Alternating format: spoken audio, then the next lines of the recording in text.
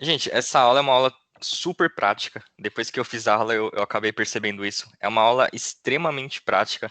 Ela é totalmente ligada à conduta cristã, à vida do cristão. Tanto é que eu não peguei o capítulo 1 inteiro de Colossenses. Vocês viram que eu coloquei só até o versículo 14, mas tem até o versículo 29, o capítulo 1. Mas é que se eu entrasse no versículo 15 e diante, aí a aula ia ficar extremamente longa e aí ia ficar complicado. A gente ia sair daqui 2 da tarde. Então, esse comecinho aqui da carta de Paulo aos Colossenses, ela é extremamente prática e serve para a gente viver uma conduta cristã correta, né? Então, é uma aula que não tem muitos ensinamentos profundos, é mais aquele geralzão cristão que a gente tem que lembrar a todo instante, tem que sempre estar atento. Vocês estão vendo minha tela aí? Sim. Sim. Então, boa. Sim. É isso. A aula hoje é Igreja de Colossos e a oração paulina. Então, essa aula tem basicamente 2 momentos. Tem a primeira parte, que a gente vai falar das características da Igreja de Colossos. Isso é muito importante, porque a gente já vai acabar aprendendo a também como se parecer com a Igreja de Colossos, que Paulo ele traz muitos adjetivos para a igreja, e são adjetivos que cabe a gente também buscar nos dias atuais. E a segunda parte da aula é a oração de Paulo, que é algo que ele constantemente faz nas cartas dele, principalmente nas cartas da prisão. Até agora a gente viu que todas as cartas que a gente estudou, praticamente, Paulo orava por aquela igreja. E a oração de Paulo, ela traz muito ensinamento também para a gente nos dias de hoje. Então esses vão ser os 2 momentos da aula.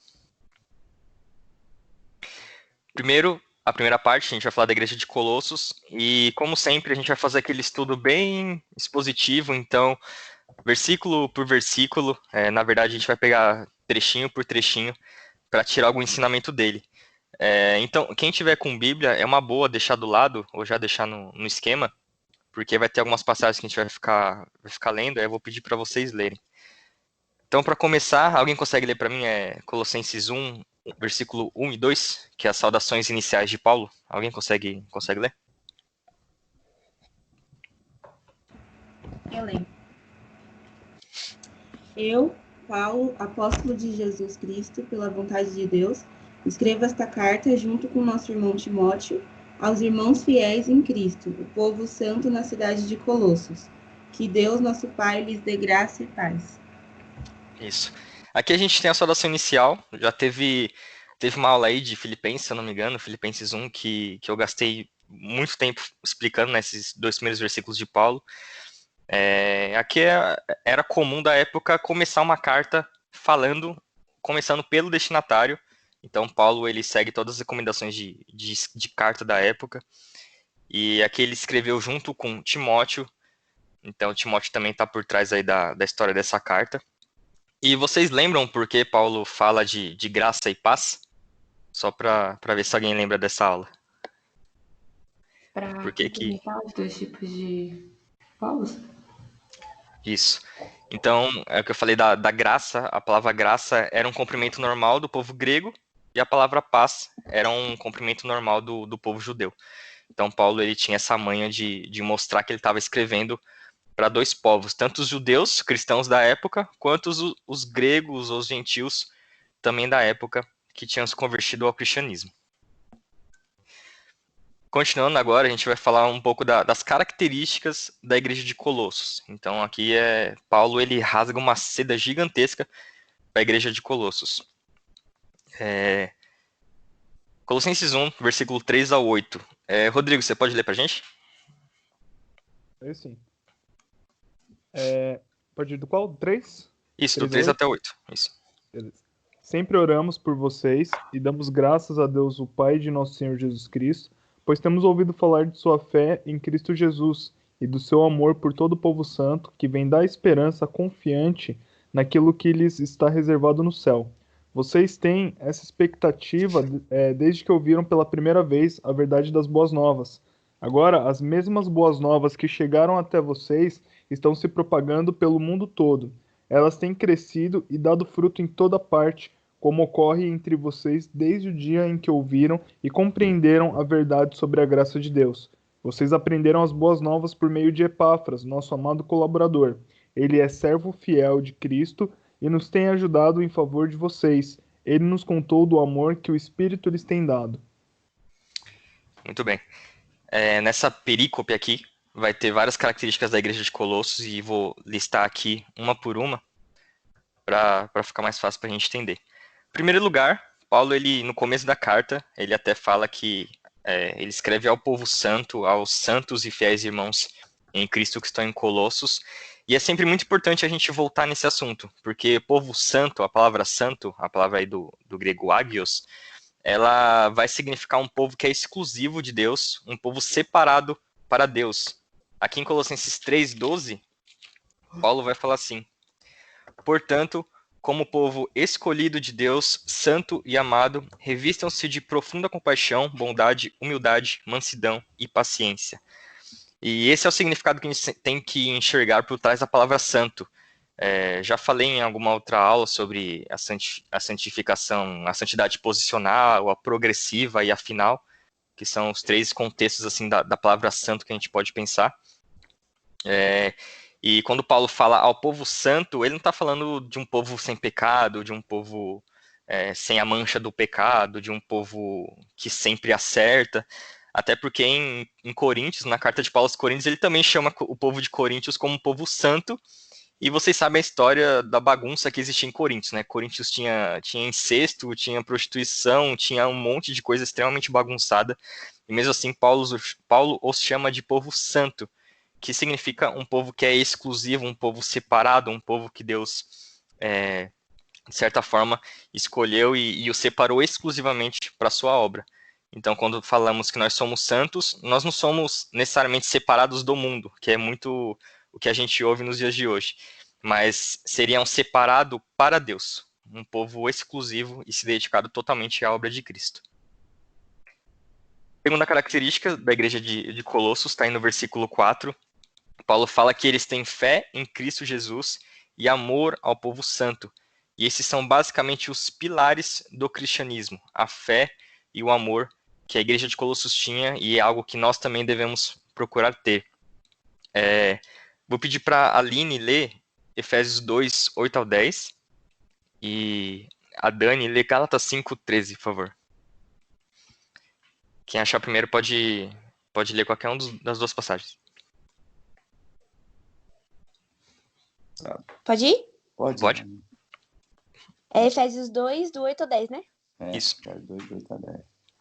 Pois pela graça de Deus, vocês são salvos por meio da fé. Isso não vem de vocês, mas é um presente dado por Deus. A salvação não é o resultado dos esforços de vocês. Portanto, ninguém pode se orgulhar de tê-la. Pois foi Deus quem nos fez o que somos agora, em nossa união com Cristo Jesus. Ele nos criou para que fizéssemos as boas obras que ele já havia preparado para nós. Isso. Nessa passagem ele vai falar sobre a salvação que é pela graça mediante a fé. E essa fé é a fé salvífica, que é a fé em Cristo Jesus. Então, um importante pilar do cristianismo é a fé no Cristo Jesus.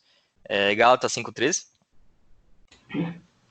Caros irmãos, fostes chamados para a liberdade. Todavia, não useis da liberdade como desculpa para vos franquear a carne. Antes, sede servos uns dos outros mediante o amor. Isso. O segundo pilar do cristianismo é amor ao povo santo.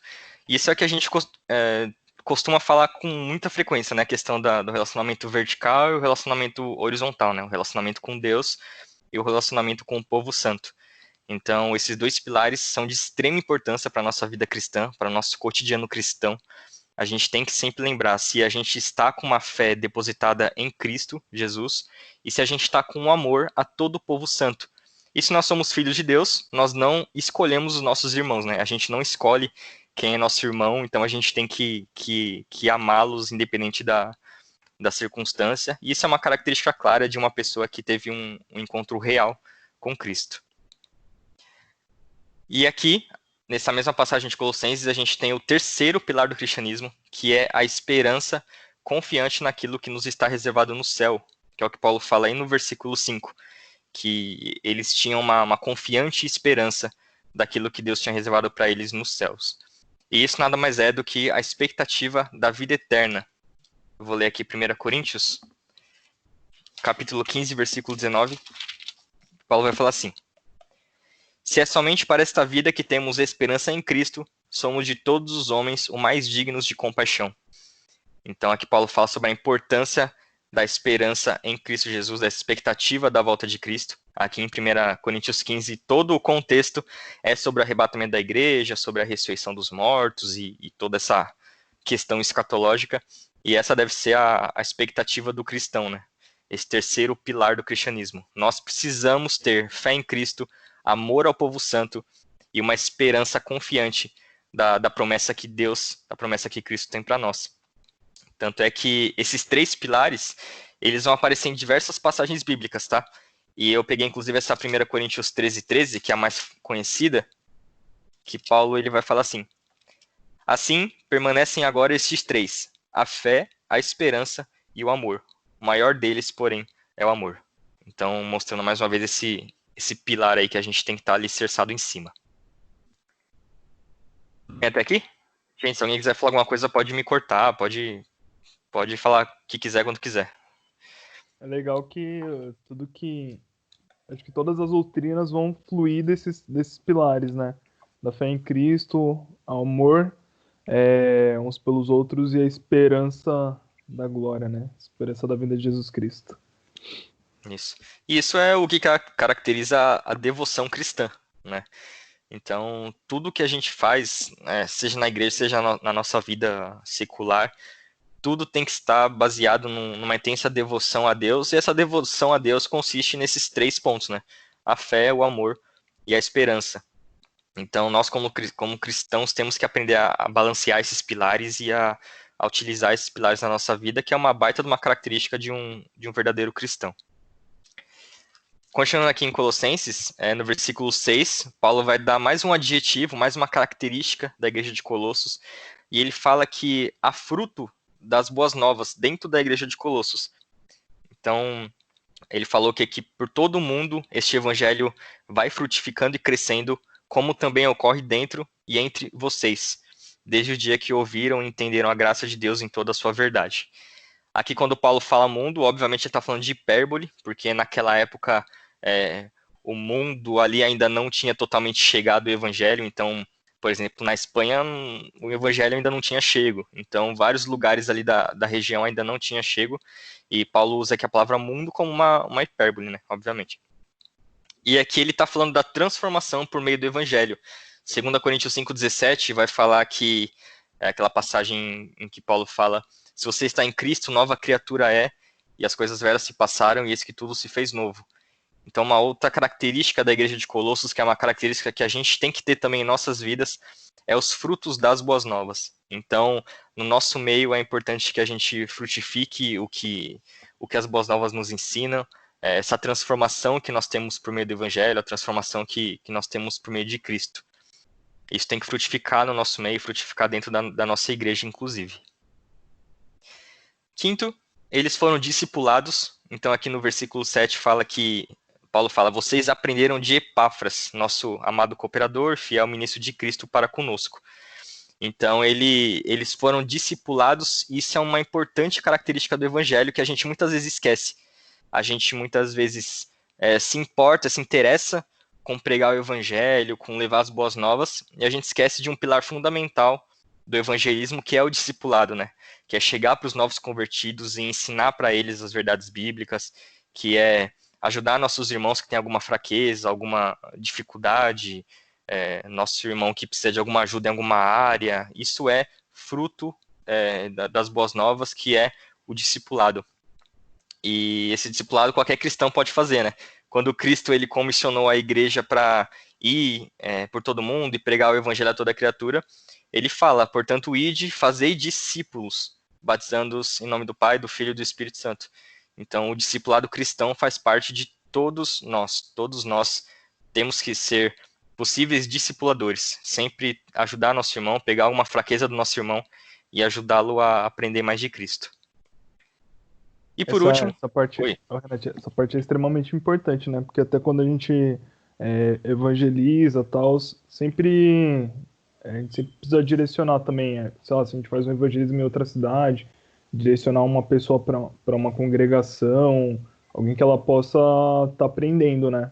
Ou se a gente Uhum. discipular um amigo, eu falo de Jesus para um amigo, a gente precisa fazer esse acompanhamento, né? Fazer esse follow-up, porque a pessoa ela tá vindo com uma carga de conceitos, uma carga de estilo de vida muito diferente do estilo de vida do cristianismo. Então precisa estar sempre lado a lado fazendo esse follow-up, fazendo esse acompanhamento, e não é nada muito impossível, né? Quando a gente faz isso, a gente direciona ela nas verdades bíblicas básicas, né? A gente não vai ficar dando feijoada aí de soteriologia, escatologia para a pessoa, mas a gente direciona ela no arroz e feijão, né? Ah, o que que é um batismo? O que é você confessar Jesus Cristo?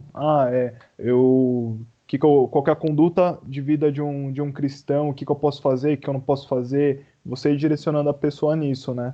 E inserindo ela no contexto de disciplinas espirituais, ó, faz oração, vamos ler a Bíblia, fazer esse acompanhamento mesmo, né? Como se você tivesse. É o seu filho, né? Um filho que você gera na fé.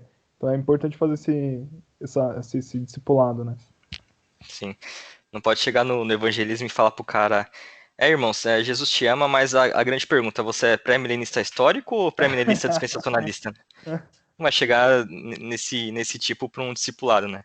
É. Tanto é que quando eu evangelizo, quando a gente tem evangelismos na igreja e tal, uma coisa que eu sempre pergunto pra pessoa é se ela mora perto de alguma igreja. Porque é muito importante esse discipulado, sabe? Não adianta só a gente chegar e expor Jesus pra pessoa e não dar uma continuação, sabe? Não tem. A pessoa, tá, ela entende Jesus e no fim ela não sabe pra onde ir, não sabe o que fazer da vida e fica perdida, né? Então o discipulado é extremamente importante na vida cristã. E por último aqui, da igreja de Colossos, eles davam um bom testemunho. Então no versículo 8, Paulo vai falar que ele ouviu de Epáfras, Epáfras falou para ele do amor que a igreja de Colossos tinha por meio do Espírito Santo. Então era uma igreja que ao seu redor também dava bons frutos, era uma igreja que dava um bom testemunho. Quando Paulo lembrava da igreja de Colossos, ele lembrava de uma igreja que tinha um grande amor que vinha do Espírito. Isso é muito importante para as nossas vidas, muito importante para a vida de uma igreja. Paulo fala em 2 Coríntios que nós somos cartas vivas, né? Nós somos cartas que o próprio Deus escreveu para mostrar o que é o cristianismo. Em Efésios também, o Rodrigo deu uma aula em que ele falou que a multiforme sabedoria de Deus, o conhecimento de Deus, é expresso através da igreja. Então, as pessoas têm que olhar para a igreja, têm que olhar para a nossa vida e ver o que é o evangelho, ver o que é o cristianismo, para aprender mais sobre a palavra de Deus. Muitas vezes as pessoas não vão ter nenhuma Bíblia para ler e a única coisa que elas vão ler é o que a gente posta na internet, é o que a gente faz na nossa vida pública. Então, esse aqui, gente, foram as principais características da igreja de Colossos, essa parte da aula. São características que a gente tem que buscar diariamente ter. Por isso que eu falei que é uma aula muito prática. Cada tópico desse é um tópico que a gente tem que dedicar nossa vida em buscar ser dessa forma. Não porque fazendo isso a gente vai merecer alguma coisa da parte de Deus, mas simplesmente porque, como a Aline leu em Efésios 2, Deus nos criou para boas obras. Deus não nos amou porque nós fizemos boas obras, mas Deus nos criou, Deus nos chamou, Deus nos salvou para que nós fôssemos e frutificarmos todos esses frutos que eu coloquei aí no slide. Renatinho. Oi, pode falar. Desculpa. Não, pode falar.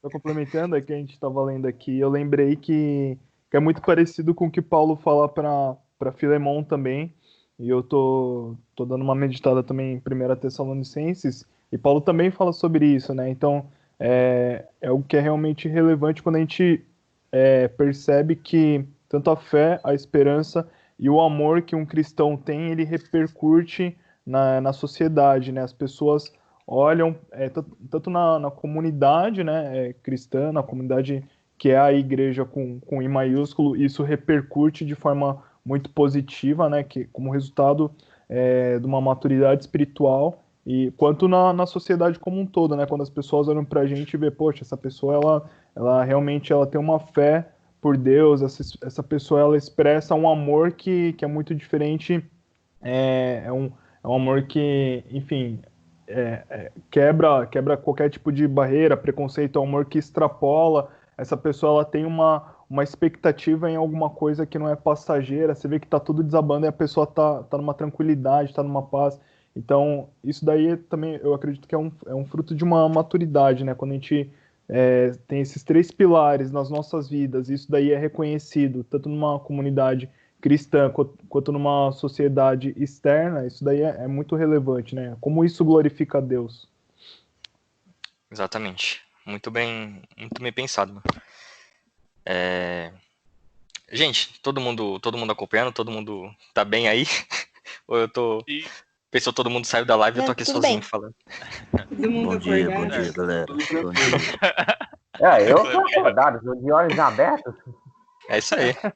É uma boa característica, né, de quem tá acordado. Gente, então acabou essa primeira parte da aula, certo? Aqui a gente vê o padrão de Paulo. Paulo sempre faz essa ação de graça, essa ação de louvor no começo das suas cartas. Ele sempre agradece por alguma coisa, ele sempre traz pensamentos felizes à igreja que ele está escrevendo. Inclusive, tem apenas uma carta que Paulo não faz isso no começo da carta. Tem uma carta em que Paulo não faz ação de graça nem louvor pela igreja. Vocês sabem qual que é? Só a título Hebreus. Brincadeira, mentira. de... Quem escreveu Hebreus? Começa por aí. Zoeira. Deixa eu brincar. Alguém Moisés. chuta? Moisés escreveu Hebreus? Pode ser.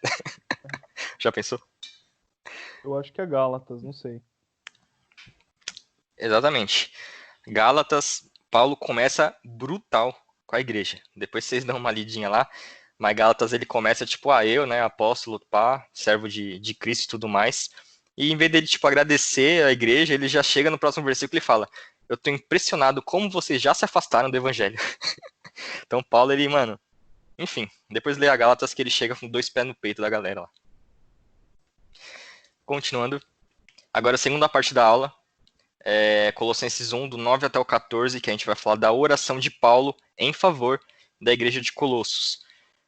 Orar pela igreja era uma característica muito comum na vida de Paulo. Então, tanto em Filipenses, que a gente estudou, Efésios, que a gente estudou, também tem 1 Tessalonicenses, nessa parte de Tessalonicenses, Paulo sempre ora pela igreja, é uma característica muito comum da vida dele. Então, Colossenses, ele também acabou fazendo isso. E qual que é a importância de estudar as orações de Paulo? Porque elas nos ensinam um caráter verdadeiramente cristão. As orações que Paulo faz pelas igrejas nos mostra muito do que é um caráter de um cristão, de como um cristão ele deve aprender a orar, como um cristão deve organizar e estruturar a sua oração. Claro que a oração não é para ser algo sistematizado, né? Vocês entenderam o que eu quis dizer, mas são características que é importante a gente implementar na nossa própria oração, porque é uma maneira talvez um pouco mais, não diria uma forma correta de orar, mas uma forma um pouco mais proveitosa de se falar com Deus. Então aqui Colossenses 1, do 9 até o 14. Deixa eu ver. Alguém quer ler do 9 ao 14? Pode ler inteiro, quem quiser. Versículo 9 até o versículo 14. Eu leio. Pode deixar que eu leio. Por esta razão, também nós, desde o dia em que o ouvimos, não cessamos de orar por vós e de pedir que transbordeis de pleno conhecimento da sua vontade, em toda sabedoria e entendimento espiritual, a fim de viverdes de modo digno do Senhor, para o seu inteiro agrado, frutificando em toda boa obra e crescendo no pleno conhecimento de Deus, sendo fortalecidos com todo o poder, segundo a força da sua glória, em toda perseverança e longanimidade, com alegria, dando graças ao Pai, que vos fez idôneos à parte que vos cabe da herança dos santos na luz. Aqui é a da ADU, tá? Lê até o 14.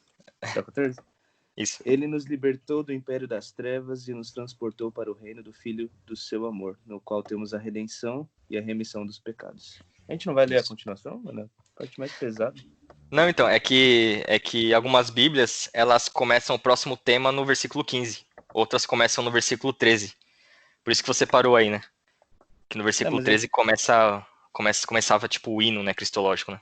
Por aí. Mas eu até tinha pensado em seguir essa aula e fazer do versículo 15 em diante, mas, cara, sinceramente, o versículo 15 em diante merece uma aula só pra ele. A Na gente tem moral, que ir até pessoalmente pra gente rodar no manto junto. Cara, assim, o versículo 15 em diante é algo muito profundo, assim, que tem muito ensinamento. Tanto é que eu falei que essa aula é mais prática, porque ela é mais prática mesmo, porque o versículo 15 em diante tem muita questão por trás, tem muita teologia por trás, tem muita coisa no grego que Paulo vai usar. Então, esse hino cristológico é melhor para a próxima aula, porque senão a gente vai ficar aqui o dia inteiro falando do capítulo 1. Mas, enfim, continuando aqui as características da oração de Paulo. Primeiramente, Paulo, ele orava frequentemente pela igreja. Aqui no versículo 9 ele vai falar que nós não deixamos de orar por vocês. Constantemente Paulo lembrava dos irmãos em Colossos em suas orações, e isso nos ensina um importante caráter da oração de Paulo, que é um caráter comunitário. Eu não sei quem que daqui dessa chamada estava numa aula que eu falei sobre oração, até uma aula que eu falei sobre o Pai Nosso, e, cara, todas as orações bíblicas, elas nos mostram como a oração tem um caráter comunitário, como é um caráter sempre orando por nós, orando pela igreja, orando pelos irmãos, orando pela nossa família, é sempre esse caráter. Então é um caráter que a gente deve buscar nas nossas vidas como cristãos. Sempre que a gente orar, lembrar dos nossos irmãos, lembrar da nossa igreja, a ADU, lembrar da igreja mundial, lembrar da igreja perseguida que tá sofrendo lá no mundo afora. Não sei se vocês viram que teve uma reportagem da Record essa semana, falando que na China eles cortaram um benefício lá financeiro para quem é cristão, para quem se declarava cristão e não recebia esse auxílio financeiro. Tanto é que depois das Portas Abertas fez uma live e eles falaram que, cara, só mais um dia comum na China. Na China a perseguição já existe há muitos anos e cortar o auxílio emergencial lá, cortar a ajuda financeira para cristãos é só mais um dia comum na China. Então, sempre lembrar dos nossos irmãos que estão em perseguição, até porque um dia a promessa de Cristo é que toda a igreja mundial sofra a perseguição e um dia também chegará a nossa vez, infelizmente. Então a gente tem que sempre lembrar dos nossos queridos irmãos. Próximo. Paulo, ele pede conhecimento da vontade de Deus, sabedoria e entendimento espiritual, aqui no versículo 9. Ele faz esse pedido para a igreja de Colossos. E qual que é o principal motivo dessas características? Qual que é o propósito específico para isso? É o que Paulo coloca no versículo 10. Ele fala que o conhecimento da vontade de Deus, a sabedoria e o entendimento espiritual tem o propósito para que a gente viva de modo que honre e agrade a Deus, frutificando e aprendendo a conhecer a Deus cada vez mais. Então, Paulo aqui nessa oração, ele ressalta a importância do conhecimento de Deus, de buscar sabedoria, de buscar entendimento espiritual, não simplesmente para coisas, enfim, cotidianas do nosso dia a dia ou da nossa vivência na igreja, mas para que por meio desse conhecimento, dessa sabedoria e desse entendimento, a gente possa viver de modo que honre totalmente, que agrade a Deus totalmente, que a gente frutifique em nossas vidas e que a gente venha conhecer a Deus cada vez mais. Paulo aqui ele mostra como que o nosso avançar espiritual, ele muda a nossa forma de viver, a nossa forma de viver uma vida cristã. Então, isso é muito característico na sua vida, eu tenho certeza que você pode ver dessa maneira. Quando você começa a buscar Deus de uma maneira diferente, você não tinha o costume de orar e agora você ora mais, você não tinha o costume de ler tanto a Bíblia e agora você tem mais o costume de ler, você não tinha o costume de estudar teologia e agora você tem estudado. É impressionante como isso muda totalmente o caráter do cristão, como isso muda a nossa forma de viver. Se você for olhar na sua vida, com certeza você vai ver como que muitas vezes você está mais maduro agora que você se aprofundou mais o relacionamento com Deus do que quando você estava antes. Então, isso é algo que a gente tem que sempre lembrar de pedir a Deus nas nossas vidas e também na vida dos nossos irmãos. Que todos nós possamos conhecer a Deus, buscar sabedoria que vem de Deus e buscar o entendimento espiritual que vem de Deus, para que também a nossa conduta cristã, a nossa vida cristã, seja mais solidificada e que a gente saia do superficial com Deus, né? Deus é uma coisa maravilhosa, extremamente grande para a gente somente ficar na superficialidade. sempre buscando se aprofundar a Deus em todos os aspectos, tanto estudo bíblico, quanto leitura, quanto meditação e quanto oração. Terceiro, Paulo pede fortalecimento, perseverança e paciência, no versículo 11. Isso é muito importante porque isso retrata os sofrimentos que a igreja cristã sofria na época. Então, tanto o sofrimento de perseguição, quanto o sofrimento do próprio paganismo que vivia ao redor, o legalismo judeu que vivia ao redor, e por isso eles precisavam dessa perseverança, desse fortalecimento, para poder passar por essas barreiras do dia a dia, né? E isso é algo que também cabe a nós buscarmos todos os dias, né? Uma perseverança, uma paciência em compreender a vontade de Deus, em viver a vontade de Deus, e mesmo que a gente não tenha tantos sofrimentos que nem a igreja primitiva tinha, na verdade a gente não tem nem 1% de sofrimento que a igreja primitiva tinha e que a igreja perseguida tem hoje, mas que a gente possa também orar por esses irmãos que estão do outro lado do mundo e precisam desse fortalecimento para perseverar na presença de Deus. E penúltimo, Paulo ele vai pedir para que a igreja seja grata a Deus e ela seja alegre com Deus. No versículo 12, Paulo pede isso. E o principal motivo é porque eles receberam a salvação. Aqui ele fala, no versículo 12, que nos tornou dignos de participar da herança dos santos no reino da luz. Essa herança, ela diz respeito justamente à salvação. Eu vou ler Efésios 1:11. Eu vou pedir para alguém ler Hebreus 9:15. Pode ser qualquer pessoa. Quem achar Hebreus 9:15 pode ler.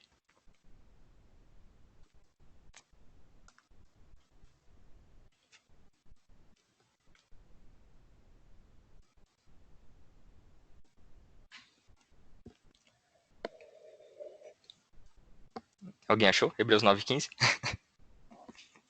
Achei. Boa. Por isso mesmo, ele é o mediador da nova aliança, a fim de que, intervindo a morte para a remissão das transgressões que havia sob a primeira aliança, recebam a promessa da eterna herança aqueles que têm sido chamados. Isso.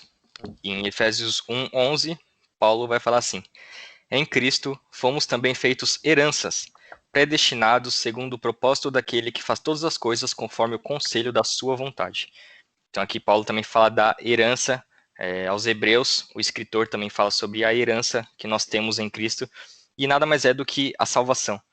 Então Paulo pede, e Paulo relembra a igreja de sempre ser grata a Deus, ser alegre a Deus em qualquer circunstância, justamente porque eles fazem parte de uma herança eterna, de uma herança maravilhosa, de uma herança que eles não receberam por mérito, mas foi totalmente de maneira graciosa dada por Deus. Que foi até o que falaram ontem na pregação, né, sobre, o Hélio falou, né, sobre o maior presente que um cristão pode receber, que alguém pode receber nessa terra, que é a salvação, que é algo totalmente dado gratuitamente por Deus. E por último, aqui no versículo 13 e 14, que algumas versões bíblicas, elas não deixam no mesmo contexto que a oração de Paulo, outras bíblias vão deixar no contexto aqui da oração de Paulo. E Paulo ele faz um resumão da salvação, no versículo 13 e 14. Ele vai falar que, pois ele nos resgatou do domínio das trevas e nos transportou para o reino do seu Filho amado, em quem temos a redenção, a saber, o perdão dos pecados. Então aqui Paulo faz um baita de um resumo. Ele fala sobre resgate, ele fala sobre justificação. Ele fala que Deus nos resgatou dos domínios das trevas. Aqui ele fala da nossa condição original, do nosso pecado original. Todos nós nascemos em pecado, todos nós nascemos indo em direção ao inferno. Todo ser humano, assim que ele pisa na face da terra, ele é digno do inferno, porque ele já nasce pecador, ele já nasce afastado de Deus, ele já nasce totalmente fora da santidade de Deus. E aqui ele vai falar que Deus nos resgatou do domínio das trevas, porque a Bíblia fala que nós éramos escravos de Satanás, nós éramos escravos do pecado, nós servíamos totalmente aos nossos desejos e às nossas concupiscências, e Deus nos resgata dessa prisão, dessa escravidão, e ele nos transporta para o reino do seu Filho amado. E é interessante que essa palavra transportou para o reino, no grego ela traz um sentido, uma conotação de algo totalmente da água para o vinho, sabe? Então, Deus nos tirou de uma condição A e nos colocou numa condição Z. Deus nos tirou de uma condição, sei lá, uma condição ímpar e nos colocou numa posição par. É totalmente... Opa, derrubei tudo aqui. É totalmente algo... como posso dizer? São totalmente extremos, né? Deus nos tirou da condenação do inferno e nos transportou para o reino que é a salvação eterna que nós temos em Cristo. Em quem nós temos a redenção, a saber, o perdão dos pecados. Aqui, a palavra para redenção usada foi essa aí que eu coloquei no slide. Deixa eu ler. Apolutrosin. E essa palavra ela vai trazer muito sentido de resgate de escravo. Então, quando um senhor, quando alguém comprava a liberdade de um escravo, ou quando o escravo comprava a sua própria liberdade, essa palavra era uma palavra muito usada no contexto romano, no contexto grego. E mostra exatamente o que Cristo fez conosco, né? Nós estávamos escravos e Cristo na cruz comprou essa nossa liberdade. Toda a condenação que a igreja tinha, a condenação que você tinha, a condenação que eu tinha, foi depositada nas costas de Cristo. Cristo, ele satisfez totalmente a ira de Deus que havia sido derramada sobre nós. E por isso que em Romanos 8:1, Paulo vai falar que quem está em Cristo não há nenhuma condenação restante. Justamente porque Cristo, ele levou totalmente a nossa condenação. Quando a gente fala que Deus nos livrou, já parou para pensar do que Deus te livrou? Quando Cristo morreu na cruz, ele não te livrou do inferno. Porque isso já naturalmente você estava indo, é algo que é comum a toda a humanidade. Quando Cristo morreu na cruz, ele te livrou da ira de Deus. Então, toda a ira que estava reservada a você, Deus depositou em Cristo, jogou em Cristo. O castigo que nos trouxe a paz estava sobre o ombro de Cristo, e Cristo ele foi totalmente feito maldito na cruz, como está em Gálatas, para que nós fôssemos feitos justos perante Deus. Então, esse é o resuminho que Paulo faz aqui no versículo 13 e 14. É uma passagem muito bonita, né? Esses versículos dá para virar uma pregação de domingo, porque tem muita coisa aqui por trás. Mas, de modo geral, Paulo faz esse resumão aí, falando que essa é a salvação. Resgate e justificação. Resgate porque Deus nos tirou do inferno, e justificação porque Cristo levou a nossa condenação e nos apresentou perante Deus como pessoas justas, não dignas de salvação, mas pessoas que a partir de agora não têm mais condenação, porque a condenação foi depositada em Cristo. Certo? Acabou esse slide aqui. Acho que na verdade acabou a aula, né? Deixa eu ver. Não, acabou não. Que isso. Conclusão. Ou seja, para fechar, para consumar tudo aqui. Primeiro, as características da igreja de Colossos refletem sua fidelidade a Deus, mesmo num ambiente de extremo paganismo e legalismo.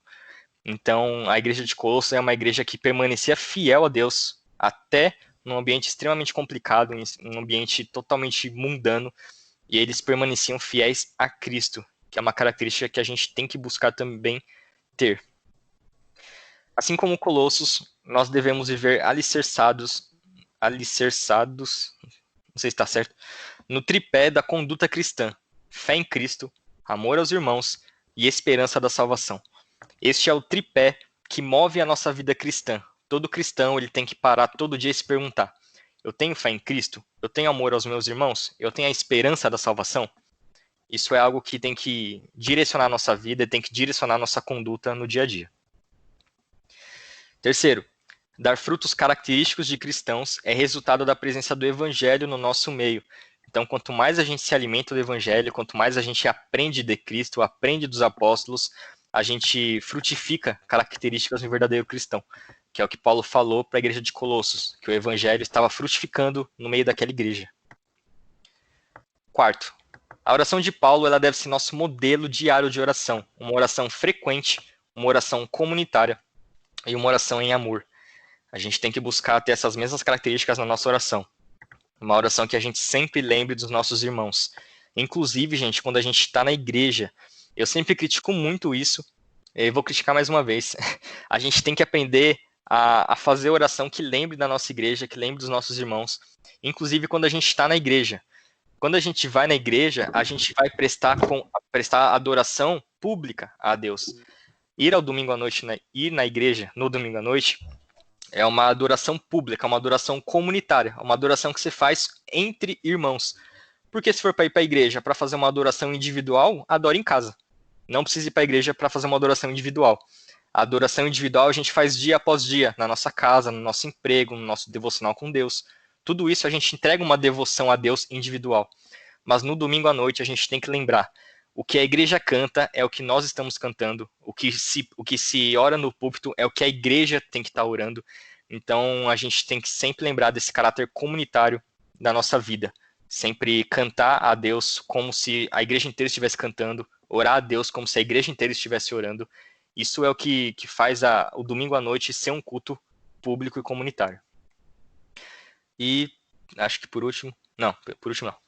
Devemos sempre dar graças a Deus pela nossa eterna herança em Cristo Jesus. Isso deve ser o que motiva as nossas vidas, essa expectativa da redenção que nós temos reservada para nós. Inclusive a Bia leu ontem à noite, né? Que a criação aguarda com grande expectativa a revelação dos filhos de Deus. E a gente também aguarda essa revelação que vai se dar na volta de Cristo Jesus para buscar a sua noiva, vulgo nós. E por último, com aquele resumão da salvação, é importante sempre lembrar que a obra de Cristo na cruz nos resgatou, nos libertou, nos perdoou e nos justificou. Nós estávamos em uma condição perdida, totalmente destinado ao inferno, na boca do inferno, e Cristo, pelo seu amor, nos resgatou e nos livrou dessa maldição eterna, levando sobre si uma maldição que era nossa. Tudo bem? Fim de aula. É uma aula, como eu disse, é bem prática. Até durou bem mais do que eu imaginei que ia durar. Mas é uma aula bem prática. Ela serve muito para a gente viver uma conduta cristã de verdade. Então, depois eu vou mandar material para vocês. É uma aula que é um espelho, né? Um espelho da nossa conduta cristã. É olhar essa aula e falar, putz, o que precisa melhorar na minha vida? O que já está, de certo modo, bom? O que dá para aprofundar? O que dá para mudar na minha conduta cristã? Alguém tem alguma dúvida, alguma colocação? Quer falar alguma coisa? Ou tá tudo bem? Podia chamar os mandamentos dos cristãos. Brincadeira. Oi? Eu não ouvi. Essa aula podia chamar os mandamentos dos cristãos. Brincadeira. 10 mandamentos. Ô, Renato, eu posso só falar uma coisa? Por favor. Pode. É o seguinte, quero agradecer a aula, porque Deus é único, Deus abre portas, né? E ninguém, e como você até falou, Deus é único, ninguém é como ele. Se alguém falar que tem algum Deus maior que Deus, desculpe, é um verdadeiro sequelado.